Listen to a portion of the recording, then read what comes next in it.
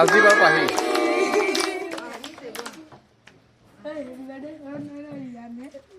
অকমান খুৱাই দিয়া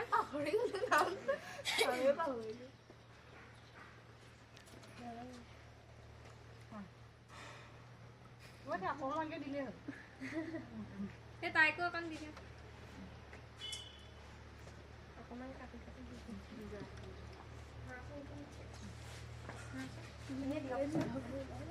ভাল নালাগে ন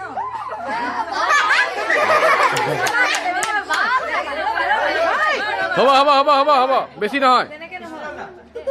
হ'ব ঐ হ'ব হ'ব